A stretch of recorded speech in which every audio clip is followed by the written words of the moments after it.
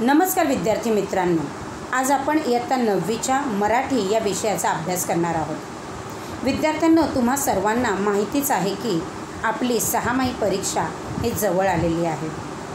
यंदाच्या वर्षी आपली ही 6माही परीक्षा आपण ऑनलाईन स्वरूपाने घेणार आहोत। त्या अनुषंगाने आपण मराठी या विषयाची उजळणी गेल्या भागातच सुरू केलेली आहे। गेल्या भागात आपण मराठीची उजळणी करत असताना पाठ्यपुस्तकावर आधारित कोणकोणत्या स्वरूपाचे प्रश्न तुम्हाला परीक्षेला विचारले जातील यावर प्रकाश टाकला होता। जसे योग्य पर्याय निवडून रिकाम्या जागा भरा, त्याचबरोबर अचूक उत्तराची निवड करा, खालीलपैकी अचूक 2 पर्यायांची निवड करा, तर कवितेवर आधारित आपण दिलेल्या कवितेच्या ओळीचा सरळ अर्थ कोणता ते ओळखा। अशा अनेक स्वरूपाच्या प्रश्नांवर आपण चर्चा केलेली आहे। आज मात्र आपण व्याकरण या घटकाची उजळणी करणार आहोत। विद्यार्थ्यांनो, व्याकरण तुम्हाला पाठ्यपुस्तकाच्या खालीही दिलेले असते।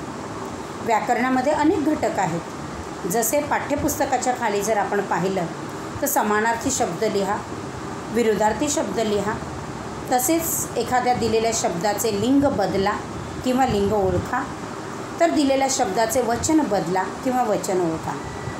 त्याचबरोबर अभ्यासक्रमाला असलेले व्याकरण अर्थातच शब्दांच्या 8 जाती, काळ, समास आणि वाक्य रूपांतर, वाक्यांचे प्रकार, आज या सर्वांवर आपण परीक्षेच्या दृष्टिकोनातून त्यावर एक नजर टाकणार आहोत।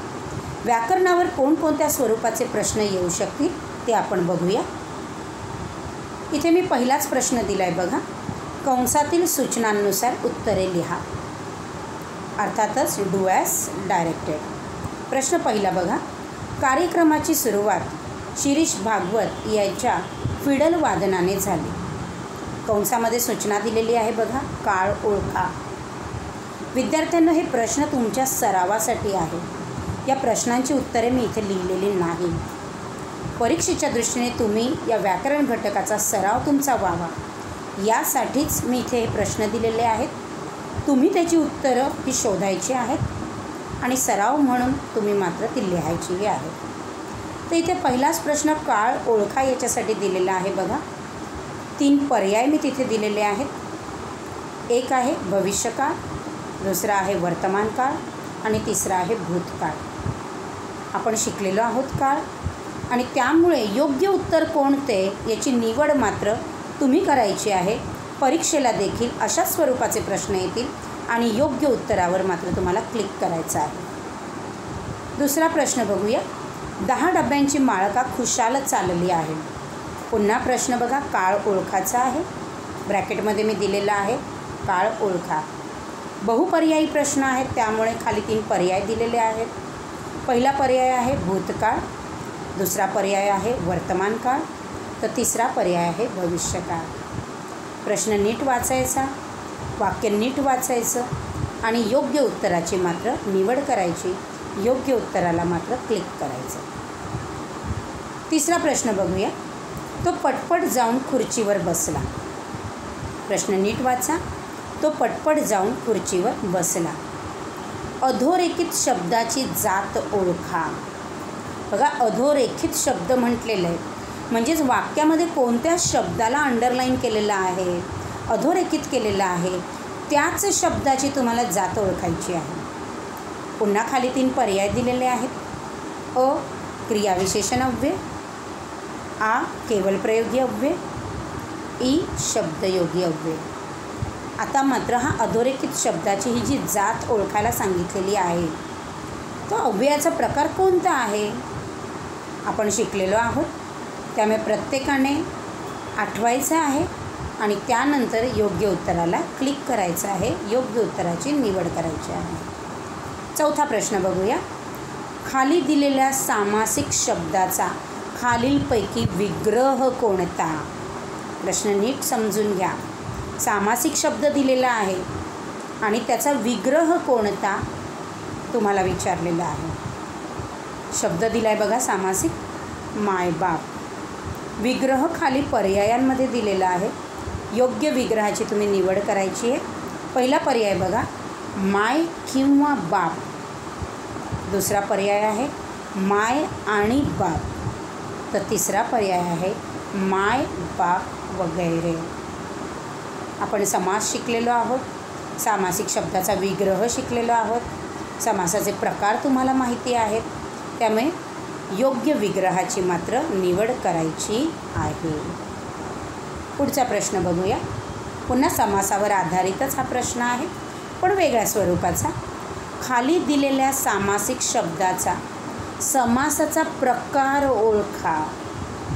बघा, आधीच्या प्रश्नात विग्रह विचारला होता, आत्ताच्या प्रश्नात मात्र समासाचा प्रकार विचारलेला आहे. सामासिक शब्द दिलेला आहे बघा, पदोपदी.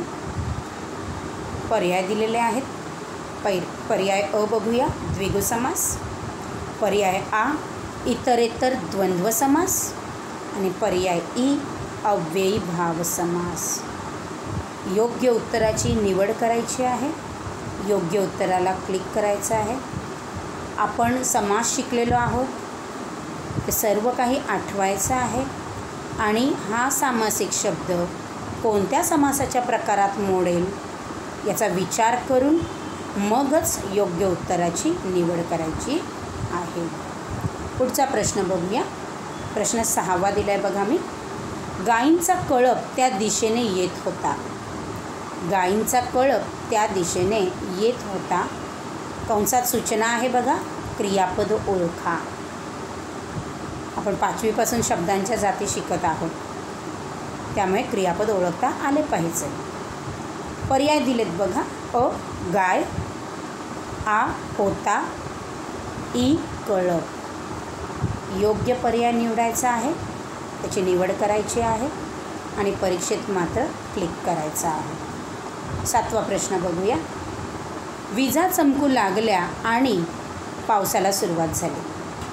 विजा चमकू लागल्या आणि पावसाला सुरुवात झाली. कंसात सूचना बघा काय आहे. उभयान्वयी अव्यय ओळखा. उभयान्वयी अव्यय ओळखा. पर्याय दिलेले आहेत. अ, विजा. आ, पावसाला. ई, आणि. अव्यय आपण शिकलेलो आहोत. शब्दांच्या विकारी जाती, अविकारी जाती. अविकारी जातींमध्ये 4 अव्ययाचे प्रकार आपण शिकलेलो आहोत. तेव्हा उत्तर शोधण्यासाठी आधी हे सर्व अव्ययाचे प्रकार आठवायचे आणि त्यानंतरच योग्य उत्तराची मात्र निवड करायची आहे. 8वा प्रश्न बघूया. भातुकलीच्या पानात खूप पदार्थ होते. भातुकलीच्या पानात खूप पदार्थ होते. कंसात सूचना नीट वाचा. वाक्याचा प्रकार ओळखा म्हटलेला आहे बघा. वाक्याचा प्रकार ओळखा. पर्याय दिलेले आहेत खाली. पहिला पर्याय बघूया, विधानार्थी वाक्य. दुसरा पर्याय प्रश्नार्थी वाक्य. तिसरा पर्याय आज्ञार्थी वाक्य. योग्य उत्तराची निवड करा. आपण वाक्यांचे 4ही प्रकार शिकलेलो आहोत, त्यामुळे दिलेलं वाक्य हे कोणत्या वाक्याच्या प्रकारामध्ये मोडतं हे तुम्ही निवडायचं आहे. प्रश्न 9वा बघूया. तू रानात केव्हा जाणार आहेस? तू रानात केव्हा जाणार आहेस? वाक्याचा प्रकार ओळखा. पुन्हा पर्याय दिलेले आहेत बघा. पहिला पर्याय आज्ञार्थी वाक्य. दुसरा पर्याय आहे विधानार्थी वाक्य. तिसरा पर्याय आहे प्रश्नार्थी वाक्य. योग्य पर्यायाची निवड इथे करायची आहे. परीक्षेला मात्र योग्य उत्तराला तुम्ही क्लिक करणार आहात. 10वा प्रश्न बघूया. मी आणि ताई जत्रेत गेलो. मी आणि ताई जत्रेत गेलो. कंसात सूचना दिलेली आहे बघा. सर्वनाम ओळखा. सर्वनामही आपण 5वीपासून शिकत आहोत, त्यामुळे इथे पर्याय दिलेत बघा. पर्याय अ आहे आणि. पर्याय आ आहे मी आणि पर्याय ई आहे ताई. योग्य पर्यायाची काय करायची आहे? निवड करायची आहे. तर अशा स्वरूपाचे प्रश्न व्याकरण घटकांवर आधारित तुम्हाला परीक्षेला विचारले जातील. मग त्यात शब्दांच्या 8 जाती नाम, सर्वनाम, विशेषण, क्रियापद, त्याचबरोबर क्रियाविशेषण अव्यय, शब्दयोगी अव्यय, उभयान्वयी अव्यय, केवळ प्रयोगी अव्यय यावर प्रश्न येतील. तसेच काळ ओळखा यावरही तुम्हाला प्रश्न विचारले जातील. तसेच समास या घटकावर आधारित वेगवेगळ्या स्वरूपाचे प्रश्न विचारले जातील. जसे सामासिक शब्दाचा विग्रह कोणता ते ओळखा, किंवा सामासिक शब्दाचा समासाचा प्रकार ओळखा, त्याचबरोबर वाक्यांचा प्रकार ओळखा. अशा स्वरूपाचे तुम्हाला प्रश्न हे परीक्षेला येणाऱ्या या ऑनलाईन 6माही परीक्षेसाठी विचारले जातील. आता हे झालं व्याकरण घटकांवर आधारित. परंतु जसं मी मगाशी म्हटलं की पाठ्यपुस्तकाच्या खाली देखील समानार्थी शब्द, विरुद्धार्थी शब्द, लिंग, वचन यावरही प्रश्न तुम्हाला विचारले जातील. मग ते प्रश्न कशा स्वरूपाचे येतील त्यावर एक नजर टाकू. हेड क्वेश्चन असेल बघा, कंसातील सूचनांनुसार उत्तरे लिहा. जसा इथं मी पहिलाच प्रश्न दिला आहे बघा, विद्यार्थी या शब्दाचे लिंग बदला. विद्यार्थ्यांना प्रश्न नीट वाचायचा आहे. विद्यार्थी या शब्दाचे लिंग बदला म्हटलेलं आहे, त्यामुळे लिंग इथे बदलायचं आहे. Change the gender. इथे पुन्हा पर्याय दिलेले आहेत बघा. पर्याय अ मुलगी, पर्याय आ विद्यार्थिनी, पर्याय ई मुलगा. उत्तरं तुम्ही लिहिणार आहात. सरावासाठी मी इथे तुमची ही उजळणी म्हणून तुम्हाला प्रश्न इथे दिलेले आहेत, पर्याय दिलेले आहेत. तुम्ही व्हिडिओ बघता बघता योग्य उत्तराची तुम्ही निवड करायची आहे. म्हणजे तुमचा एकंदरीत अभ्यासही तिथे होईल, सराव होईल. तर योग्य उत्तराची इथे तुम्ही काय करणार आहात, निवड करणार आहात. तसंच लिंग या घटकावर आधारित दुसऱ्या प्रकारचा प्रश्न आपण बघूया. इथे दुसरा प्रश्न दिला आहे बघा मी, मूर्ती या शब्दाचे लिंग ओळखा. आपण लिंग 3 प्रकारचे शिकलेलो आहोत, स्त्रीलिंग, पुल्लिंग, नपुसकलिंग. त्यामुळे मूर्ती हा शब्द, या शब्दाचं लिंग कोणतं आहे हे तुम्ही ओळखायचं आहे. पर्याय मी दिलेत बघा, अ पुल्लिंग, आ नपुसकलिंग, ई स्त्रीलिंग. त्यामुळे तुम्ही बॅक ऑफ द माइंड आठवायचं आहे आणि योग्य उत्तराची निवड करायची आहे. त्याचबरोबर वचन यावर कसे प्रश्न येतील बघूया. प्रश्न तिसरा मी इथे दिला आहे बघा, देवालय या शब्दाचे वचन बदला. पुन्हा इथे वचन तुम्हाला बदलायला दिलेलं आहे. पर्याय दिलेले आहेत, अ मंदिर, आ देवालय, ई देऊळ. या वचन बदलायचं आहे, योग्य उत्तराची निवड करायची आहे. तसंच वचनावर आधारित दुसऱ्या प्रकारचा प्रश्न आपण बघू. चौथा प्रश्न बघा, चिठ्ठी या शब्दाचे वचन ओळखा. बघा, वरचा प्रश्न होता वचन बदला, आता प्रश्न आहे वचन ओळखा. तर प्रश्न नीट वाचा म्हणजे तुम्हाला उत्तराची निवड योग्य करता येईल. पर्याय दिलेत बघा, अ एकवचन, आ अनेक वचन. योग्य उत्तराची तुम्ही निवड करा. तर अशा स्वरूपाचे लिंग, वचन या घटकांवर आधारितही प्रश्न तुम्हाला विचारले जातील. परंतु सर्व प्रश्न हे बहुपर्यायी असल्यामुळे प्रत्येक प्रश्नाच्या खाली तुम्हाला पर्याय दिले जातील आणि योग्य पर्यायाची तुम्ही निवड करायची आहे. तसंच समानार्थी विरुद्धार्थीवर नजर टाकू. प्रश्न 5वा बघा, खालील शब्दांचे समानार्थी शब्द ओळखा. समानार्थी शब्द मी इथे दिला आहे बघा, गौरव. पर्याय दिलेले आहेत. पर्याय अ कौतुक, पर्याय आ सन्मान, पर्याय ई सोहळा. योग्य उत्तराची तुम्ही निवड करा. दुसरा शब्द इथे दिला आहे बघा, मित्र. पर्याय अ शत्रू, पर्याय आ दोस्त, पर्याय ई वैरी. बघा, प्रत्येक पाठाच्या खाली आम्ही तुम्हाला समानार्थी शब्द दिलेले आहेत. त्यामुळे नीट वाचा, पाठ्यपुस्तकही वाचा, त्यातूनही तुम्हाला प्रश्न विचारले जातील. तसंच विरुद्धार्थी शब्दांवर नजर टाकू. खालील शब्दांचे विरुद्धार्थी शब्द लिहा. पहिला दिलेला आहे बघा, स्वतंत्र. त्याला पर्याय दिलेत बघा, अ स्वातंत्र्य, आ परतंत्र आणि ई पारतंत्र्य. योग्य पर्यायाची निवड करा. दुसरा शब्द दिला आहे बघा, निंदा. पुन्हा पर्याय आहेत 3. अ चेष्टा, आ मस्करी, ई स्तुती. तर योग्य पर्यायाची तुम्हाला इथे निवड करायची आहे. अशा स्वरूपाचे प्रश्न व्याकरण घटकावर तुम्हाला विचारले जातील. त्याचबरोबर आपण काही उपयोजित लेखनावर आधारितही प्रश्न बघूया. बघा, उपयोजित लेखन प्रकार जे आपण शिकलेलो आहोत, जसे निबंध लेखन, पत्रलेखन, कथालेखन, फॉर्मॅट बेस्ड क्वेश्चन यावर विचारले जातील. म्हणजेच रचनेवर आधारित तुम्हाला प्रश्न विचारले जातील.